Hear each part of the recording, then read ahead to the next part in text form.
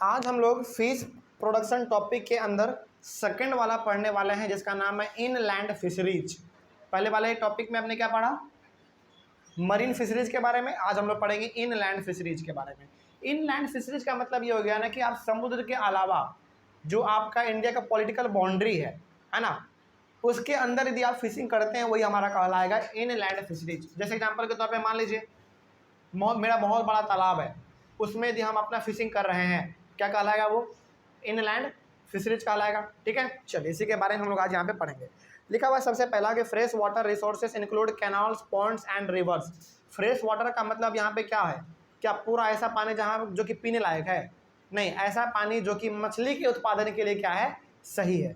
तो उसमें कौन कौन से आपके आ सकते हैं? कैनल्स आ सकते हैं, पॉन्ड्स आ सकते हैं, और आपके नदी यानी कि रिवर आ सकते हैं। तो ये सारा जो है फ्रेश वाटर है, किसके लिए? मछली के प्रोडक्शन के लिए, ठीक ना। और इन सभी में मछली का प्रोडक्शन किया जा सकता है और किया भी जाता है। उसके बाद यहाँ पे है ब्रैकिश वाटर। क्या होता है इसके बारे में जान लीजिए। Place where sea water and fresh water mixed together. Place where sea water and fresh water mix together are known as brackish water. देखिए, हमारे घर से ना जो भी गंदा पानी निकलता है हमारे नाला में जाके मिलता है, फिर वो नाला बड़े नाला में मिलता है, फिर बड़ा नाला हमारा किस में मिलता है? नदी में जाके मिलता है, फिर वो नदी जाके कहाँ पे मिलता है? समुद्र में मिलता है। तो जहाँ पे नदी का मिलाव किससे होता है? समुद्र से होता है, उसी को हम लोग क्या कहते हैं? ब्रैकिश वाटर कहते हैं। बात समझ रहे हो? चलिए आगे बढ़ते हैं।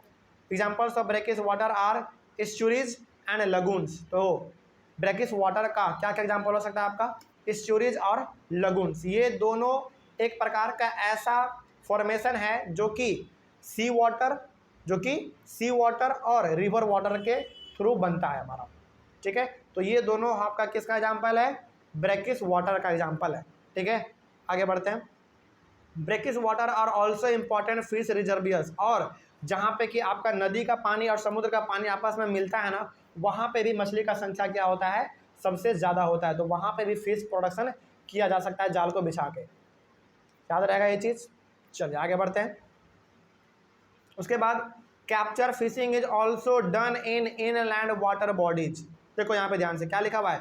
कैप्चर फिशिंग जो है वो भी किया जा सकता है इनलैंड वाटर बॉडीज में। इनलैंड वाटर बॉडीज का मतलब जो समुद्र के अलावा हमारे इंडिया के पॉलिटिकल बाउंड्री के अंदर है, उसके अंदर भी हमारा कैप्चर फिशिंग किया जा सकता है। और कैप्चर फिशिंग क्या था? कोई कौन बताएगा? जल्दी बताइए।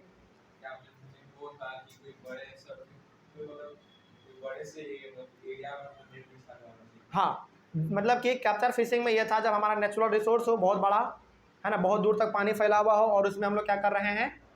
अपने जाल को बिछा के यदि पानी मछली को पकड़ रहे हैं, तो वही हमारा कहलाता था कैप्चर फिशिंग। तो क्या आपके जो नदी होते हैं, नदी, क्या वो नदी आपके इनलैंड वाटर बॉडीज़ में आएंगे? क्या उसमें इंक्लूड किया जाएगा? बिल्कुल किया जाएगा, क्योंकि नदी कहाँ पे होता है भाई? नदी तो हमारा इंडिया के पॉलिटिकल बाउंड्री के अंदर ही तो होगा। जैसे गंगा नदी कहाँ पे है? इंडिया के अंदर है कि नहीं? तो ये हमारा किसका एग्जाम्पल है? ये हमारा है इनलैंड वाटर बॉडीज़ का। तो यदि बहुत बड़ा गंगा जी फैला हुआ है, तो उसके ऊपर यदि हम जाल बिछा के फिशिंग कर रहे हैं, तो हमारा क्या कहलाएगा? कैप्चर फिशिंग कहलाएगा, है ना। आगे बढ़ते हैं। उसके बाद एक्वा कल्चर क्या होता है? Aqua culture is the controlled cultivation of aquatic organism. यानी कि जब आप एक्वेटिक ऑर्गेनिज्म को, जैसे मछली को, इन सारे चीज़ों को जब आप पकड़ते हैं, यही आपका क्या कहलाता है? प्रैक्टिस। यही प्रैक्टिस आपका क्या कहलाता है? Aqua culture. यानी कि जब आप मछली को पकड़ते हैं, एक्वेटिक एनिमल को बेसिकली यदि आप पकड़ते हैं मार्केट को बेचने के लिए या फिर खाने के लिए, तो वो आपका क्या कहलाएगा? एक्वा कल्चर कहलाएगा। Aqua culture includes mariculture and culture fishing. तो एक्वा कल्चर के अंदर आपका दो चीज़ आता है, याद रखिएगा इस चीज़ को, पूछा जा सकता है आपसे। एक्वा कल्चर के अंदर ही आपका क्या आएगा? मैरीकल्चर भी आएगा और कल्चर फिशिंग भी आएगा। मैरीकल्चर का मतलब क्या, इसके बारे में भी जानेंगे हम लोग। चलिए देख लीजिए यहाँ पे ध्यान से।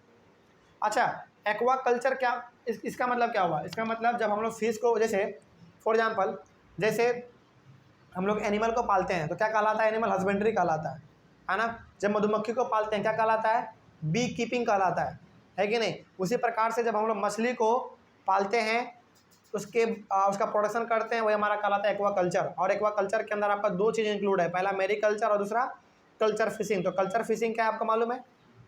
मतलब कि कल्चर फिशिंग क्या है?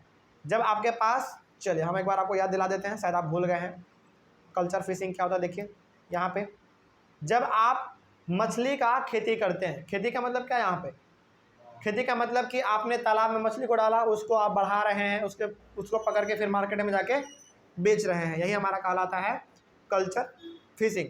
लेकिन एक्वा कल्चर के अंदर आपका दो चीज़ आता है, एक मैरीकल्चर और एक कल्चर फिशिंग। तो कल्चर फिशिंग आपने समझ लिया, मैरीकल्चर क्या है इसके बारे में भी समझ लीजिए। Mariculture is a specialized branch of aquaculture, सही बात है, मैरीकल्चर भी किसका ब्रांच है, एक्वा कल्चर का ही ब्रांच है। Involving the cultivation of marine organisms for food and other animal products, यानी कि जब हम लोग समुद्र के जानवरों को पालते हैं एज अ फूड और या फिर मार्केट में बेचने के लिए, उसी को हम लोग कहते हैं मैरीकल्चर। बात समझ में आ रही है। जैसे फॉर एग्जाम्पल मान लीजिए कि हम समुद्र में क्या कर रहे हैं, मछली को पकड़ रहे हैं, तो वो हमारा क्या कहलाएगा, मैरीकल्चर कहलाएगा। याद रहेगा ये चीज़। अच्छा ठीक है, समुद्र में मछली पकड़ रहे हैं, वो हमारा मैरीकल्चर कहला गया, ठीक है, कोई डाउट इसमें। हम लोग अपने घर में तालाब बना लिए, उसमें मछली पकड़ रहे हैं, वो क्या कहलाएगा, हमारा कल्चर फिशिंग कहलाएगा, ठीक है। तो फिर एक्वा कल्चर क्या है, एक्वा कल्चर इन दोनों का कम्बिनेशन है। चाहे आप समुद्र में मछली पकड़िए, चाहे आप अपने नदी में पकड़िए, चाहे आप अपने तालाब में पकड़िए, मछली को पकड़ना, उसका प्रोडक्शन करना हमारा क्या कहलाएगा, एक्वा कल्चर कहलाएगा। और एक्वा कल्चर में आपका दो प्रकार है, पहला मैरीकल्चर और दूसरा कल्चर फिशिंग। कल्चर फिशिंग में आप छोटे मोटे लेवल पे अपना काम कीजिए, है ना, यानी कि नदी में, अपने तालाब में, अपने लेक में मछली को पकड़िए, वो आपका कल्चर फिशिंग कहलाएगा। यानी कि बेसिकली आप क्या करते हैं, यहाँ पे मछली का फार्मिंग करते हैं, उसको बढ़ाते हैं। और मैरीकल्चर में आपका क्या है, आप समुद्री मछली को पकड़ते हैं, उसका प्रोडक्शन करते हैं, ठीक है, याद रहेगा ये चीज़। तो एक्वा कल्चर के अंदर आपका दो चीज़ इंक्लूड है, मैरीकल्चर और कल्चर फिशिंग। आगे बढ़ते हैं। Sometimes fish cultivation is done in the rice crop field so that fish are grown in the water of rice crop। बहुत बार क्या होता है ना कि मछली को जो है चावल के जो खेत होते हैं ना, उसमें ग्रो कर दिया जाता है, उसमें बढ़ने के लिए छोड़ दिया जाता है। मालूम है क्यों, क्योंकि पानी हमेशा रहता है उसमें, और मछली को हमेशा पानी चाहिए, है ना। तो जहाँ पे चावल का खेती होता है, और आपको मालूम है कि चावल की खेती को हमेशा लगातार पानी चाहिए, है ना, तो जब पानी उसको लगातार चाहिए तो उसी में जो है हमारा मछली डाल दिया जाता है, ताकि ये पानी इसको लगातार मिलता रहे। इसके साथ साथ हमारा चावल का खेती भी हो जाएगा और हमारा मछली भी बड़ा हो जाएगा। लेकिन यहाँ पे जो है मछली हमारे किसी भी प्रकार से चावल के खेती को बर्बाद नहीं करता है, ठीक है, वो अपना चुपचाप उसमें रहता है, बढ़ता है बस, ठीक है। आगे उसके बाद ये तो आपने जान लिया, more intensive fishing farming can be done in composite fish culture system, यानी कि यदि आपको थोड़ा सा बड़े लेवल पे यदि फिश का फार्मिंग करना हो तो इसमें आप किस ऑप्शन को चुन सकते हैं, इसमें आप चुन सकते हैं कंपोजिट फिश कल्चर सिस्टम को।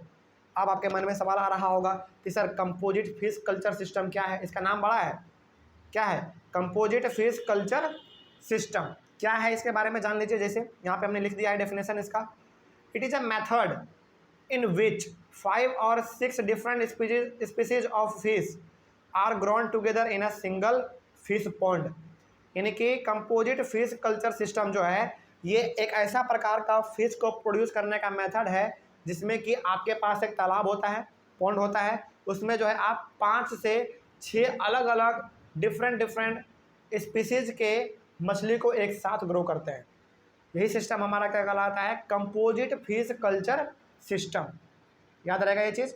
चलिए आगे बढ़ते हैं। अब इसमें थोड़ा सा हम लोग ये जान लेते हैं कि आखिर 5-6 प्रकार का जब हम लोग अलग अलग स्पीसीज का मछली जब उसमें डालते हैं तो वो कौन कौन सा होता है ना। जैसे in composite fish culture system both local and imported fish species are used. तो जो आप तालाब में 5-6 अलग अलग स्पीसीज के मछली डालेंगे, वो मछली आपका लोकल भी हो सकता है, यानी कि आपके खुद कंट्री का हो सकता है, या फिर आप इंपोर्ट करके बाहर से मंगाए हो, दोनों हो सकता है, ठीक है। और दोनों का होना चाहिए, ज़रूरी है। क्यों ज़रूरी है अभी आपको मालूम चलेगा, ठीक है। देखिए यहाँ पे ये तो हो गया। उसके बाद लिखा हुआ है these species are selected so that they do not compete for food among them having different types of food habits. देखिए क्यों इस्तेमाल किया जाता है अलग अलग स्पीसीज को, इसलिए ताकि मछली के बीच में खाने को लेकर लड़ाई ना हो जाए, कोई मछली भूखा ना रह जाए। क्योंकि देखो यदि आप लोकल मछली को इस्तेमाल करते हैं तो उसका खाने का हैबिट अलग है, उसको खाना अलग चाहिए। और यदि आप मछली को इंपोर्ट करते हैं बाहरी देश से तो उसका खाने का तरीका अलग होगा, उसको भोजन अलग दिया जाएगा, है ना। तो इस प्रकार से क्या होगा, जिसके लिए जो भोजन दिया गया है वो वही खाएगा, किसी दूसरे का नहीं छीनेगा, है ना। तो इसलिए ज़रूरी हो जाता है कंपोजिट फिश, कहाँ था, कंपोजिट फिश कल्चर सिस्टम में ज़रूरी हो जाता है कि उसमें जो है आप लोकल के साथ साथ इम्पोर्टेड स्पेसीज को भी फिश का उसमें डालिए, ताकि जो है वहाँ पे फिश के लिए किसी को लड़ना ना पड़े, जिसके लिए जो भोजन दिया जाए वो अपना भोजन चुपचाप खा लो। कोई डाउट इसमें? चलिए, तो पहला हमारा फ़ायदा क्या है कि उनको जो है भोजन के लिए कॉम्पीट नहीं करना पड़ता है, क्योंकि दोनों का हैबिट क्या होता है, भोजन खाने का अलग अलग होता है, अलग अलग रिक्वायरमेंट भी होता है। आगे बढ़ते हैं, और क्या बेनिफिट है भाई। As a result the food available in all the parts of the pond is used. इसके साथ होता क्या है, इससे ये होता है कि पॉन्ड में जो आप भोजन देते हैं मछली को खाने के लिए, वो सारा का सारा भोजन भी क्या हो जाता है, ख़त्म हो जाता है। क्योंकि देखो, जो भोजन इम्पोर्टेड फिश के लिए दिया गया होगा वो भोजन हमारा लोकल फिश नहीं खाएगा। क्यों नहीं खाएगा? क्योंकि हैबिट नहीं है। और जो भोजन लोकल फिश को खाने के लिए दिया गया होगा वो भोजन हमारा इम्पोर्टेड फिश नहीं खाएगा। क्यों? क्योंकि हैबिट नहीं है। तो इस प्रकार से जो भोजन जिसके लिए दिया गया है उसको वो अच्छी तरीके से इस्तेमाल कर लेता है अपने अनुसार। कोई किसी दूसरे के भोजन को नहीं खाता है, क्योंकि हैबिट ही नहीं है, तो कहाँ से खाएगा, है ना। दोनों का भोजन अलग अलग दिया जाता है। आगे फॉर एग्जाम्पल के तौर पर देख लीजिए, कतलाज आर सरफेस फीडर। कतला जो होते हैं हमारे मछली का एक अलग अलग प्रकार का स्पीसीज है ये। कतला जो है पानी के ऊपर में जो आपका भोजन रहता है ना उसको खाता है। वो पानी के ऊपर में जो तैरता रहता है भोजन उसको वो खाता है। Rohus feed in the middle zone of the pond. रोहू जो होते हैं हमारे वो पॉन्ड के बीच वाले जगह में जो आपका फूड मटेरियल है उसको वो खाता है, ठीक है। उसके बाद मृगल्स एंड कॉमन कार्ब्स आप आर बॉटम फीडर्स। तो मृगल्स और कॉमन कार्ब्स ये जो दो अलग अलग स्पीसीज के फिश हैं ये पॉन्ड में सबसे नीचे वाले फूड मटेरियल को खाते हैं, ठीक है। And grass carbs feed on the weeds. और जो आपका ग्रास कार्ब्स है ये भी आपका एक फिश का अलग अलग स्पीसीज है। ये कहाँ पे खाएगा, ये वीड्स के बीच में छुप छुप के खाएगा। वीड्स मतलब अनवांटेड प्लांट जो कि आपके पॉन्ड के नीचे पानी में उग जाता है, उसके बीच में यदि कहीं कहीं पे आपका फूड मटेरियल फंस गया है तो वो उसको खाएगा। तो यहाँ पे आपने क्या देखा, यहाँ पे आपने ये देखा कि अलग अलग स्पीसीज का जो फूड मटेरियल है वो अलग अलग जगह पर पाया जा रहा है और वो उसी चीज़ को खा रहा है, किसी दूसरे को नहीं खा रहा है वो। तो इससे ये होता है कि ज़रा सा हमारा खाना बर्बाद नहीं होता है, सारा का सारा कंज्यूम कर लेता है हमारा फिश। कोई डाउट इसमें? चलिए आगे बढ़ते हैं फिर। These species together can use all the food in the pond without competing with each other। तो इस हिसाब से हम लोग यहाँ पे ये कह सकते हैं कि ये सारे के सारे जो स्पीसीज आपने यहाँ पे देखा, कतला, रोहू, मृगल, है ना, कॉमन कार्प, ये सारा हमारा फिश का क्या है, स्पीसीज है, वैरायटी है अलग अलग। तो ये सारे के सारे जो है पूरी तरीके से पॉन्ड में जितने भी फूड मटेरियल अवेलेबल होते हैं उसको पूरी तरीके से खा लेते हैं। इससे दो फ़ायदा होता है। इससे ये फ़ायदा होता है, पहला फ़ायदा ये है कि आपका फूड बेकार नहीं होता है, यानी कि वेस्ट नहीं होता है। और दूसरा आपका पॉन्ड भी क्या रहता है, साफ़ सुथरा रहता है पूरी तरीके से, कहीं पे भी आपको फूड मटेरियल बिखरा हुआ नज़र नहीं आता है, ठीक है। और सारे मछली का पेट भी भर जाता है भाई, क्योंकि सबके लिए खाना अलग है, सबका फूड हैबिट अलग है। कोई समस्या? चलिए आगे बढ़ते हैं फिर। उसके बाद this increases the fish production from the pond. और यदि आप ऐसा करते हैं, कंपोजिट फिश कल्चर सिस्टम यदि आप अपनाते हैं तो आपका जो है फिश का प्रोडक्शन बढ़ सकता है। क्यों भाई? क्योंकि यहाँ पे जो है हर एक प्रकार का मछली के लिए खाना अलग है ना।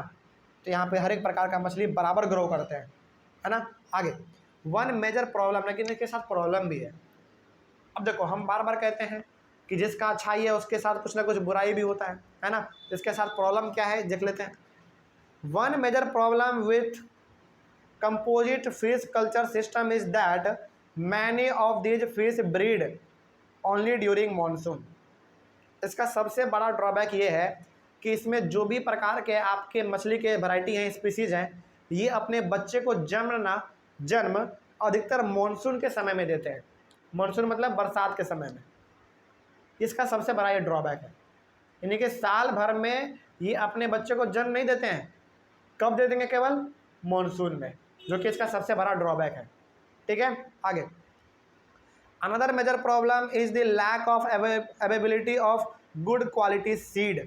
मतलब क्या हुआ इसका, इसका मतलब ये हो गया कि आपने अपने पॉन्ड में यानी कि कंपोजिट फिश कल्चर सिस्टम में आपने लोकल फिश को भी पाल रखा है, इम्पोर्टेड को भी पाल रखा है जो कि विदेश से लाया गया है। तो विदेश वालों के लिए भोजन तो अलग होगा भाई, विदेश वाले मछली के लिए भोजन अलग होगा। तो यहाँ पे दूसरा प्रॉब्लम ये आता है कि उसके भोजन में कभी कभी ना कमी आ जाता है, क्योंकि देखो भाई आपने विदेश के मछली को पाला है तो विदेश का मछली का जो भोजन है वो इजीली मार्केट में नहीं मिलता है, उसके लिए आपको इंतज़ार करना पड़ता है, कभी कभी मार्केट भी ख़त्म हो जाता है। तो ये आपका दूसरा प्रॉब्लम है। पहला क्या प्रॉब्लम था कि वो अपने बच्चों को जन्म केवल कब देते हैं, मानसून में देते हैं। दूसरा प्रॉब्लम क्या है, अवेलेबिलिटी ऑफ फूड मटेरियल यानी कि फूड सीड, यानी कि उसको समय पे उसका अनाज नहीं मिल पाता है। क्यों नहीं मिल पाता है, रीज़न भी साफ है, क्योंकि कुछ मछली हमारे लोकल होते हैं, कुछ मछली हमारे इंपोर्टेड होते हैं, उसको भाई खाना अलग चाहिए।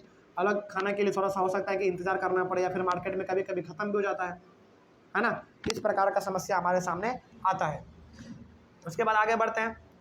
To overcome this problem hormonal stimulation and availability of good quality seed is needed. तो यदि इन दोनों समस्या से आपको छुटकारा पाना है तो आपको क्या करना पड़ेगा, पहले हार्मोनल स्टिम्युलेशन करना पड़ेगा। हार्मोनल स्टिम्युलेशन से क्या होता है, ये होता है कि मछली जो है मॉनसून के अलावा भी दूसरे सीजन में अपने बच्चे को जन्म दे सकती है। ये थोड़ा सा आर्टिफिशियल तरीका होता है। जैसे हमारे ह्यूमन बीइंग में यदि देखा जाए तो किसी फीमेल्स को जब बेबी प्रोड्यूस नहीं वो कर पाती हैं, जब अपने बच्चे को जब नहीं दे पाते हैं, कुछ प्रॉब्लम अंदर में होता है, तो उसके लिए अलग अलग प्रकार का सिस्टम है, IVF का है और भी अलग अलग प्रकार का सिस्टम है। तो वो क्या आर्टिफिशियल सिस्टम है ना। उसी प्रकार से मछली में भी, मछली केवल कब, यानी कि जो आपने तालाब में मछली पाला है कंपोजिट फिश कल्चर सिस्टम में, वो तो केवल मानसून में देंगे अपने बच्चे को जन्म, जो कि हमारे लिए नुकसान हो जाएगा, फिर साल भर बैठना पड़ेगा फिर। तो इसके लिए हमारे सामने आता है ऑप्शन किसका, हार्मोनल स्टिम्युलेशन का। तो हार्मोनल स्टिम्युलेशन का हमने यहाँ पे लिख दिया, क्या होता है, hormonal stimulation of fish is done to mature sex cells artificially, यानी कि मछली को इस प्रकार से बना देना कि वो अपने बच्चे को जो है मानसून के अलावा भी किसी दूसरे सीजन में जन्म दे सकती है। ये थोड़ा सा आर्टिफिशियल तरीका होता है, इसको हम लोग ना इजीली परफॉर्म नहीं कर सकते हैं, इसके लिए थोड़ा सा स्टडी करना पड़ता है। तो जो इंसान कंपोजिट फिश कल्चर सिस्टम को करते हैं उनको इस प्रकार का जो नॉलेज है बहुत गहरा होता है, ठीक है। तो ये करने से जो है मछली हमारा मानसून के साथ साथ विंटर में भी, समर में भी अपने बच्चों को जन्म दे सकती है। इससे क्या होगा, इससे होगा कि पॉन्ड में हमारा मछली का संख्या क्या होगा, बढ़ेगा। और पॉन्ड में यदि मछली का संख्या बढ़ेगा तो ऑटोमेटिकली फ़ायदा किसका होगा, जो उसका प्रोडक्शन कर रहा होगा, मार्केट में ज़्यादा बेचेगा, ज़्यादा पैसा उसको होगा, प्रॉफिट होगा, है ना। तो पहला प्रॉब्लम से आप इस तरीके से निपट सकते हैं। दूसरा प्रॉब्लम क्या था, अवेलेबिलिटी ऑफ फूड का, है ना। तो यदि समय पर उसको अनाज मिल जाए, समय पे उसको जो फूड सीड्स चाहिए गुड क्वालिटी का, यदि उसको समय पे मिल जाए तो वो अच्छी तरीके से ग्रो करेगा, है ना, उसका वैल्यू भी मार्केट में बढ़ेगा, ठीक है। तो यहाँ पे आपने पूरी तरीके से इनलैंड फिशरीज़ के बारे में पढ़ा।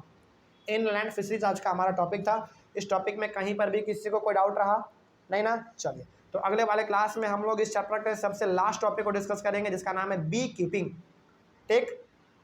चलिए तब तक के लिए थैंक यू वेरी मच और मिलते हैं अगले वाले क्लास में।